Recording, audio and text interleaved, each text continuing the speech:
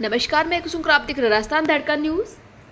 राजस्थान वाल्मीकि महासभा द्वारा नुकेरा प्रकरण में न्याय मांग। आज कलेक्टर कार्यालय के सामने विशाल विरोध प्रदर्शन में शामिल होकर राजस्थान वाल्मीकि महासभा के प्रदेश अध्यक्ष अमित कल्याणा ने इस आंदोलन को समर्थन दिया।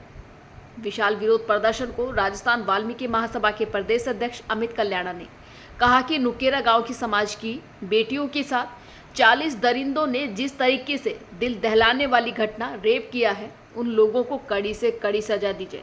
जब तक हमारी बेटियों को न्याय नहीं मिलेगा, तब तक हम आंदोलन से कंधा मिलाकर आंदोलन में साथ रहेंगे। राजस्थान वाल्मीकि महासभा की ओर से राजस्थान की सरकार से मांग है कि जब तक बेटियां ग्रेजुएशन नहीं करती, तब तक निःशुल्क उनको पढ़ाई करवाई जाए। दोनों बेटियों को सरकारी नौकरी देवे, 1-1 करोड़ रुपए की आर्थिक सहायता दें।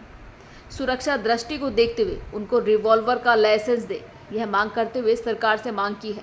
इस मौके पर संगठन के नेता संजय पवार, बिहारी लाल अटवाल, विक्रम अटवाल, महेंद्र भाटिया, जतिन अटवाल, विक्रम अटवाल, युवराज कल्याणा, वीरेंद्र कांडा, अंश घुसर आदि संगठन के कार्यकर्ता मौजूद रहे।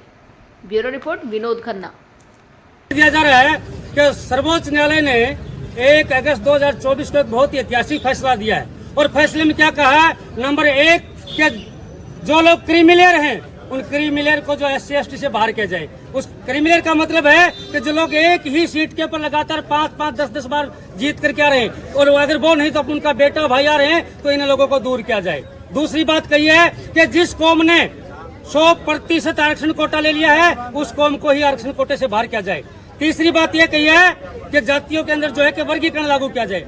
वर्गीकरण का मतलब है कि जिसकी जितनी आबादी उसकी उतनी भागीदारी।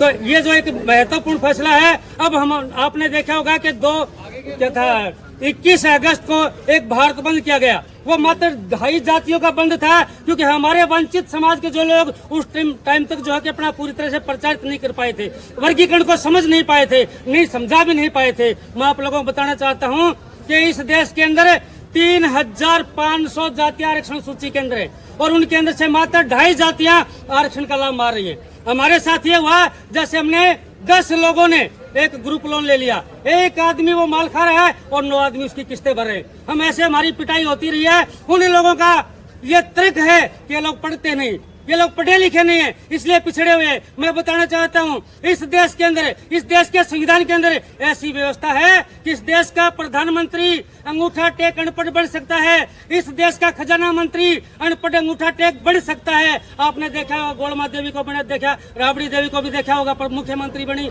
तो इस देश की व्यवस्था है। लेकिन बाबू जो पढ़ा लिखा चाहिए, हमारे को ज्यादा पढ़ने की जरूरत नहीं है। मैं ये नहीं कहना चाहता कि समाज को नहीं पढ़ना चाहिए, लेकिन उन लोगों को जवाब देना चाहता हूँ कि हम प्रधानमंत्री बनेंगे, अंगूठा टेक बनेंगे, मुख्यमंत्री मंत्री बनेंगे, हम अंगूठा टेक बनेंगे। हमें पढ़ने की जरूरत नहीं है। बाबू आप बनते रहिए।